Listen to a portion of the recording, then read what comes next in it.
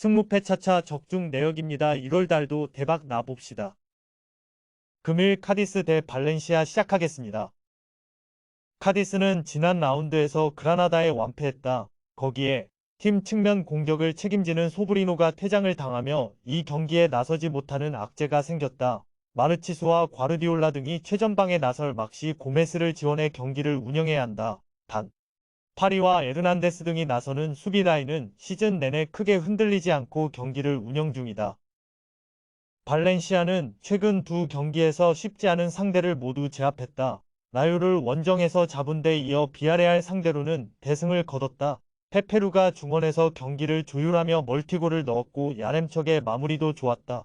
우고 두로가 잘해주긴 했지만 그를 제외한 선수들이 부진했는데 야렘척과 로페스 등이 위협적인 움직임을 가져가고 있다. 접전을 본다. 발렌시아는 페페루와 길라몬 등 상대의 중원 공세를 저지하며 경기를 이끌어갈 중앙 조합이 있다. 파울리스타가 버티는 수비도 안정감이 있다. 그러나 원정에서는 경기력 기복이 있다. 카디스도 수비적으로 버티는 힘은 있기에 승점 한 점은 가져갈 수 있을 것이다. 금일 페에노르트 대 네이메언 시작하겠습니다.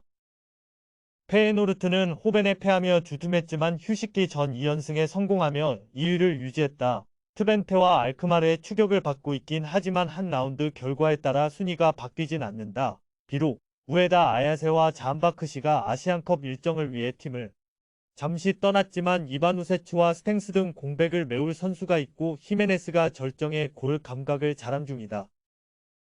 네이메어는 도스트가 경기 도중 쓰러진 이후에도 착실하게 승점을 챙기며 상위권 도약을 노리고 있다.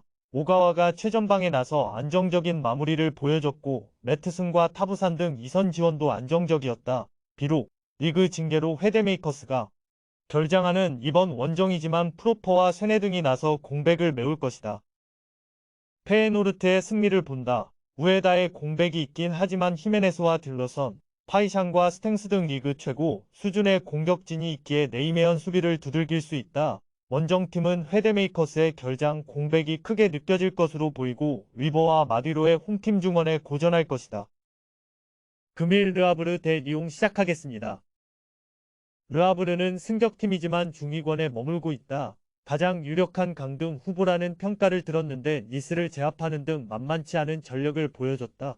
그러나 재개되는 리그 경기에서 전력 누수가 크다. 주전 스트라이커인 모하메드 바요가 기니 대표팀에 합류했고 측면 수비수인 은디아에가 징계로 결장한다. 카시미르와 쿠자에프 등이 팀 공격을 이끌어야 한다. 리옹은 에레디비지의 아약스, 라리가의 세비야와 더불어 유럽에서 최악의 전반기를 보낸 팀이다. 감독의 교체와 함께 서포터들의 시위가 있었고 최하위에 오래 머물렀다. 그래도 툴루즈전 승리 이후 3연승에 성공하며 14위로 올라왔다. 수비가 안정을 찾은 모습이고 라카제토와 체르키가 기회를 골로 잘 연결했다. 리옹의 승리를 본다. 중앙 수비수인 로브렌이 빠지는 점은 아쉽지만 오브라이언과 칼레타카 등 최근 3연속 클린시트를 합작한 선수들이 건재하다. 톨리소의 중원 지원 속에 점차 경기 주도권을 잡을 리옹의 상승세가 유지될 것이다. 홈팀은 바요의 이탈 공백을 메우기 어려워 보인다. 금일 맨유 대 토트넘 시작하겠습니다.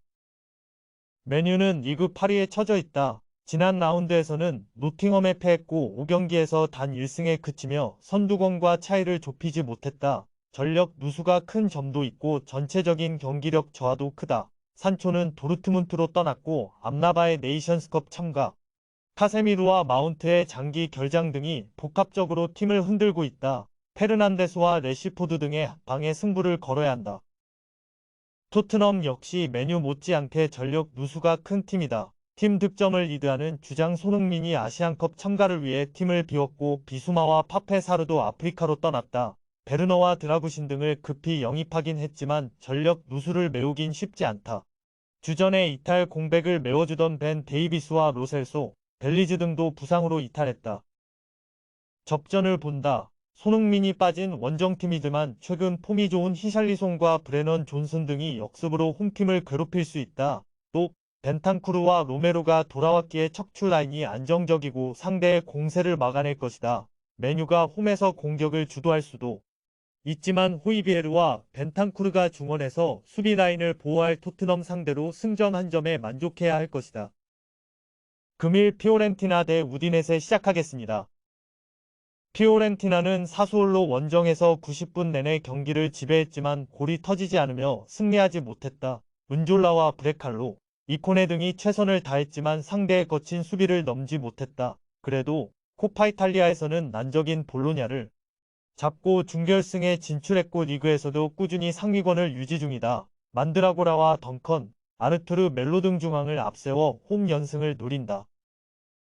우디네세는 볼로냐를 완파하며 흐름을 탄화했지만 라치오에 패했다. 원정에서는 좀처럼 승점 추가를 하지 못하는 이번 시즌이기에 홈 연승을 노렸는데 원하는 결과를 얻지 못했다. 때문에 강팀을 상대하는 이번 원정에서는 템백으로 패하지 않는 데 집중할 것이다. 피오렌티나의 승리를 본다. 우디네세는 왈라스와 로브리치 등 중원 경쟁력이 좋은 선수들이 있다. 그러나 여전히 최전방의 마무리는 강등권 팀 이상으로 좋지 않다. 미렌코비치와 비라기 등이 수비 라인에 나설 홈팀 상대로 골을 기대하기 어렵다.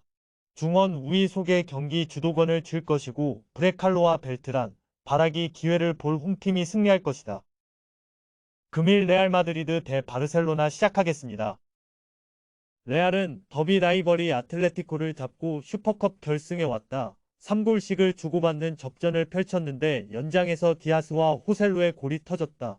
또 하나의 우승컵을 들어올리기 위해 전력을 다했는데 비니시우스 주니어와 벨링엄, 호드리고 등의 삼각편대가 경기를 지배했고 초우아메니의 중원 존재감도 대단했다. 차출로 인한 전력 누수가 없기에 풀 전력으로 나서는 이번 대회다. 바르샤는 후반 터진 레반도프스키의 선제골과 야말의 추가골로 오사수나를 잡고 결승에 왔다. 템백으로 나선 상대 수비에 고전한 경기였지만 후반 상대를 압도했다. 페드리가 복귀했지만 팀의 미래이자 현재로 평가받는 가비가 부상으로 빠졌지만 대용과 균도안이 경기 주도권을 가져왔고 하피냐가 특유의 돌파를 앞세워 상대 수비를 공략했다. 레알의 승리를 본다. 바르샤는 페드리가 복귀하긴 했지만 대용을 제외하면 공격적인 중앙 미드필더들이 많기에 벨링엄과 발베르데를 앞세울 레알 중원의 공세에 고전할 것이다. 발데와 쿤데 등이 나설 상대 측면 수비를 맞아 비니시우스가 돌파로 해결의 기회를 만들 레알이 승리할 것이다. 금일 랑스 대 PSG 시작하겠습니다. 랑스는 재개되는 리그 첫 경기에서 홈이지만 가장 어려운 상대를 만났다. 리그 선두이자 우승을 향해 가는 파리 생제르맹을 만나게 됐다. 풀 전력이라면 충분히 해볼 만한 경기지만 차출로 인한 전력 누수가 크다. 세네갈 팀에 합류한 남팔리스, 맨디를 비롯해 가나로 간 압둘 사메드, 후사노프까지 여러 선수가 자국을 대표하기 위해 팀을 비웠다. 파리 생제르맹은 이번 시즌 트래블을 위해 달려가고 있다. 니스에 내줬던 리그 선두 자리를 되찾았고 슈퍼컵에서도 툴루즈를 제압하고 우승했다. 그리고 시작되는 리그 경기에서 큰 전력 누수 없이 나설 수 있다. 이강인이 아시안컵 참가차 한국팀에 합류했지만 은바페가 레알 이적설을 무마시키며 남았고 아프리카 네이션스컵 참가 선수도 없다. 파리의 승리를 본다. 랑스는 사드와 소토카 등 공격을 이끌 선수들이 있다. 그러나 중앙 미드필더인 맨디와 압둘 사메드가 모두 빠진 공백이 크다. 비티냐와 자이르 에메리, 우가르테 등이 3선을 지키며 경기를 지배할 수 있고 은바페와 콜로 무아니가 해결할 파리가 승리할 것이다. 금일 조합픽은 모두 무료로 보내드렸습니다. 못 받으신 분들 및 궁금하신 분들은 영상 아래 고정 댓글로 편하게 말 걸어주세요.